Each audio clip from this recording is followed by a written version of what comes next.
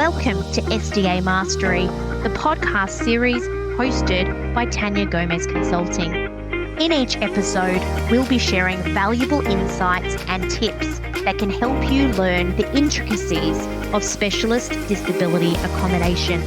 We will demystify the entire SDA process, give you direct access to experts in the field, and help you to discover what life is like as an SDA provider.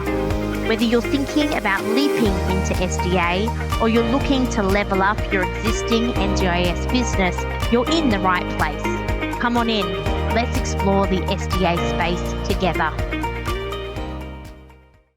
Welcome to the couch, David. Thank you. We're talking to David Whitelaw from Adapt Housing. Correct. And today we're talking about the process to build an SDA property. And I guess my first question is, what is the process around building a property? Where do you begin? Where do you start? And what is your responsibility out of all of the different stakeholders that exist? Yeah, it's a hard one, and we believe at Adapt Housing that the key element is location. It really has to be close to amenities, have good transport, shopping centres, hospitals, paths. When we think about properties, they're a little bit isolated, and participants are paying $1.60, $1.80 a K for transport.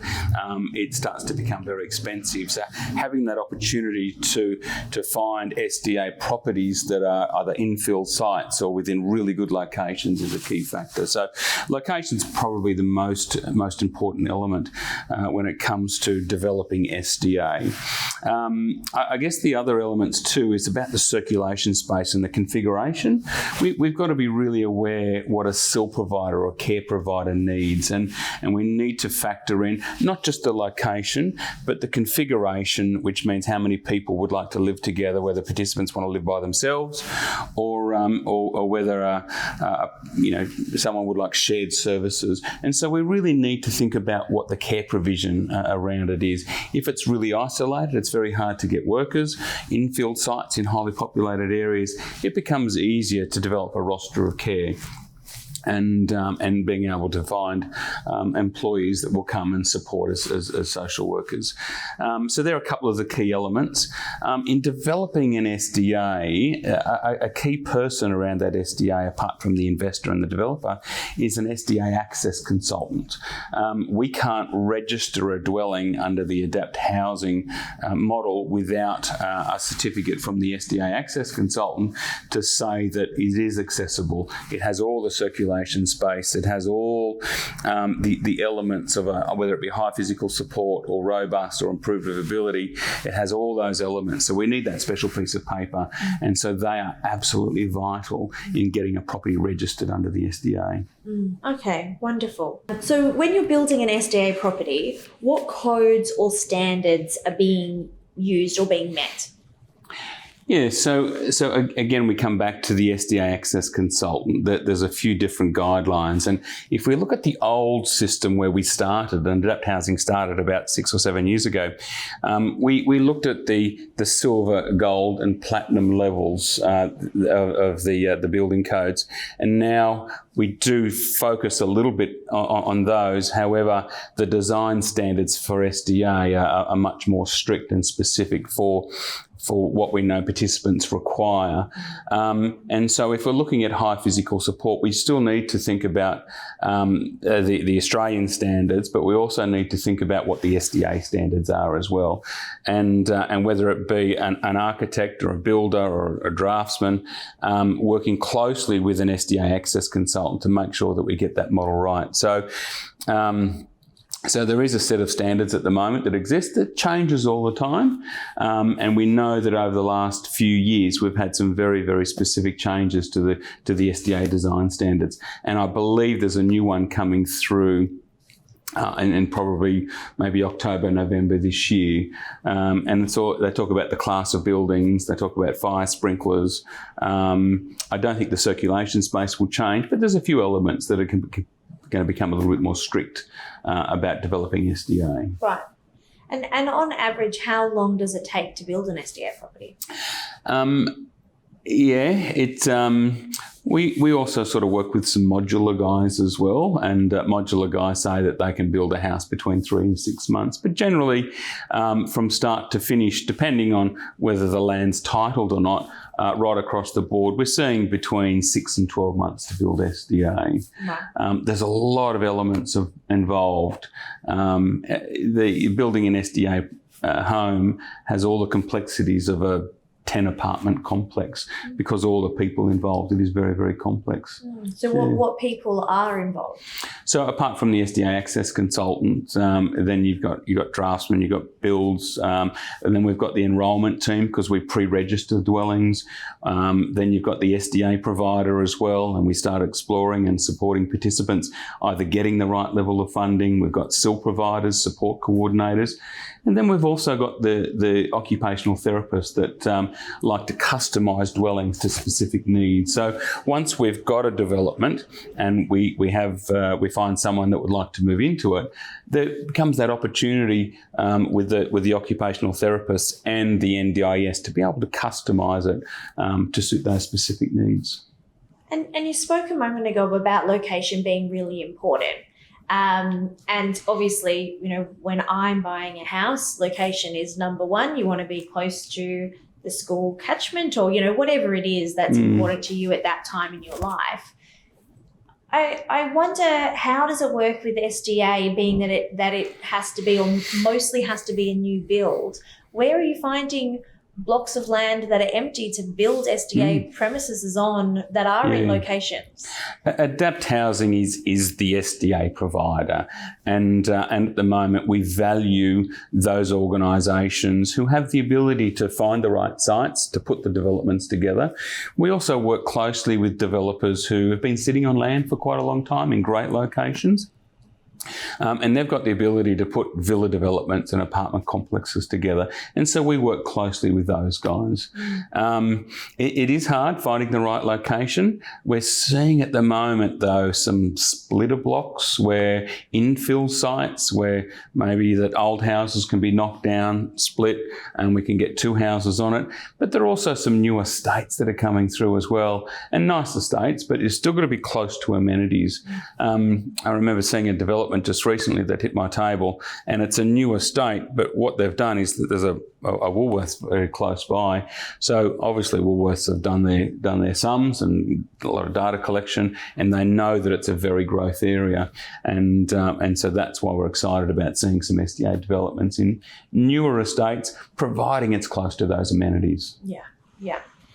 And if someone is going to choose a builder for SDA, are they just choosing the local builder down the road, or are they specialist builders that understand things like design categories and work with the access consultants? There are builders out there that have a lot of knowledge, but where we're seeing a lot more success is where a company creates a team around a development, and that includes the builder, the architect, and the SDA provider, as well as the OT, and then the access consultant. Again, I reflect a lot on the access consultant because without their documentation, so it's really a team approach. I speak to builders all the time about wanting to be able to do a build in a great location. They've got knowledge of the old system and old structures of silver, gold and platinum, but what they have to incorporate are the SDA design standards. And so we wrap a team around those developments to help making sure that they will get registered at the end of the day.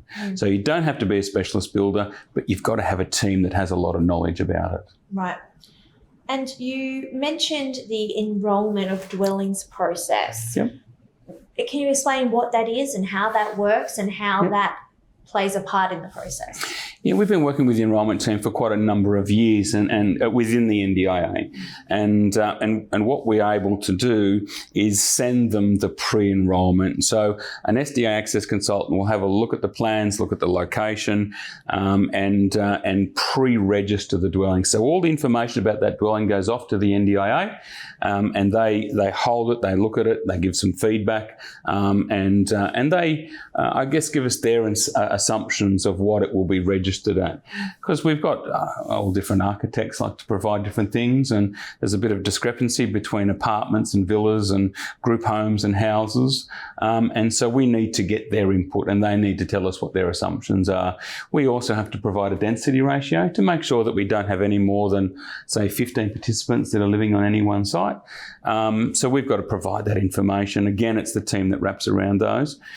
I can't remember what the question was again. What was Enrolment of dwellings. Enrolment is, yeah. So I get the dwellings actually get pre-enrolled. We get feedback on those. And if the builder can build to that, then we won't have any issues at the end of the day registering the dwellings. Okay, wonderful.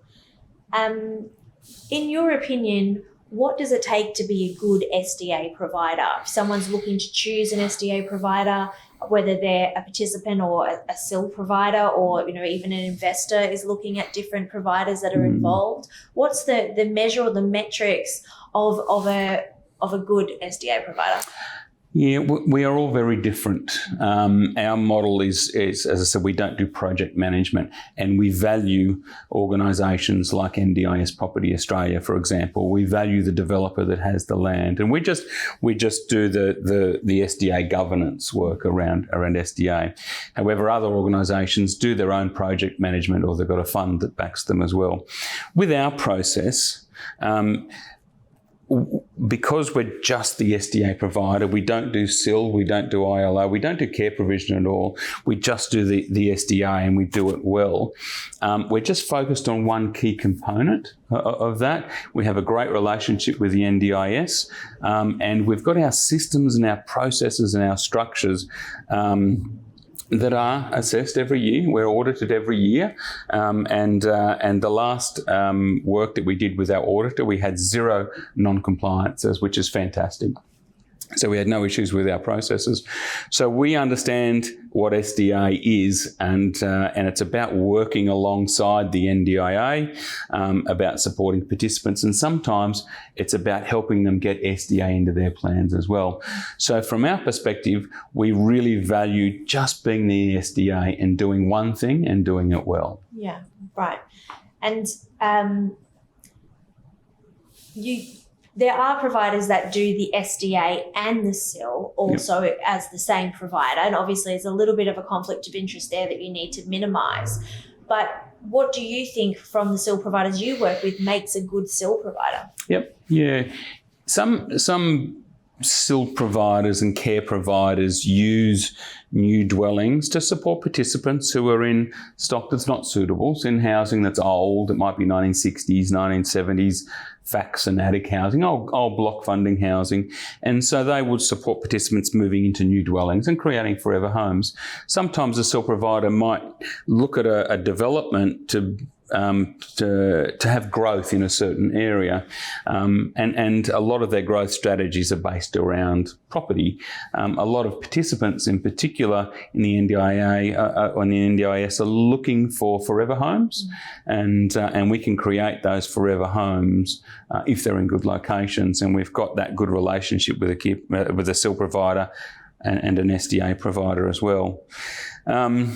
So I guess for us, it's the collaboration. As I said, we manage the bricks and mortar and they manage the care. There is a conflict, and a lot of SIL providers are still SDA providers, and they softened on that in 2016 and 2017 when a lot of existing stock was rolled over. Now they're starting to really push for that separation, and it's important when it comes to choice and control for a participant. Yeah, absolutely. And when you're deciding to,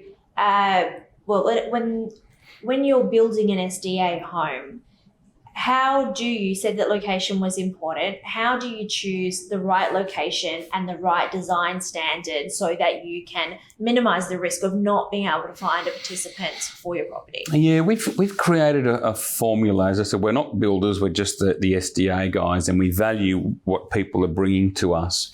And if someone comes to us with money. It's not our process to work with them. If someone comes to us with a site and a specific design, then we're able to give them feedback on what we feel is really valuable. And we've worked with many participants, occupational therapists, SIL providers, support coordinators, to create a formula that we think is really valuable for everyone, in particular the participant. And that's why location is important. You've got to be close to amenities. You've got to make sure the configuration is right, is that, whether group homes, are right, or whether individual villas or apartments are right. It's really up to the participant. Mm-hmm. Wonderful. I think that's all the questions that I have for you today about the process of SDA houses. Thank you so much for joining me. It's all right. Thanks for the opportunity. Was there anything you think that I've missed or you'd like to add about? Yeah. There are quite a few SDA providers, of course, in Australia, and we work from Cairns down to Melbourne, and we're out in the Northern Territory as well, which is exciting to be travelling and working all over Australia to support participants. Our process is we're just the SDA provider, and as I said, we just do one thing and we do it well. We really value what the investor and the developer are able to bring to us when it comes to SDA properties. And we're seeing some wonderful projects, and we're seeing some wonderful sites, and we've seen some wonderful stories of participants finding their forever homes. One last question that I have for you is that if you have someone who is considering being an SDA provider, what advice would you give them about determining if this is right for them? Wanting to be an SDA provider, that would be the opposition for us. Yeah.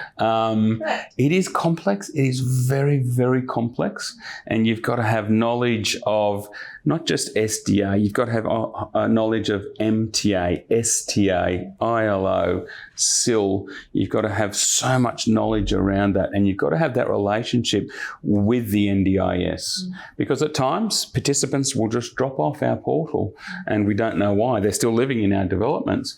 And because SDA is wrapped up with a whole lot of other line items, it's about going back to the NDIS and saying, hey, this person's dropped off our portal. Why? And sometimes the NDIS just forgets to press a button and roll over plans, and it's very, very complex. Having that relationship, key workers in the NDIA that we work closely with, and just to try and reduce those risks as much as we can. What would you say is the biggest challenge for SDA providers? The NDIA in particular, it's still, even though they've been operating under SDA for 6 or 7 years, it's still evolving, and evidence and material and data that we provide, they use that data to continue making those productive changes, and we're seeing it evolve, and it does improve. It's challenging, but it is improving all the time. Wonderful. Great. Well, thank you so much for joining me on the couch today. Welcome. And I look forward to continuing our conversation. Fantastic. Thank you. On the next episode of SDA Mastery, It's been very interesting. It's been an interesting journey over the last 4 or 5 weeks since the actual new price guide came out, and there were some things that we didn't expect.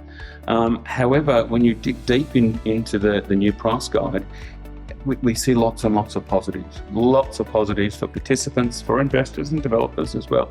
But we see lots of positive for participants. thank you for joining us on this episode of SDA Mastery by Tanya Gomez Consulting. We hope you found this episode helpful and valuable.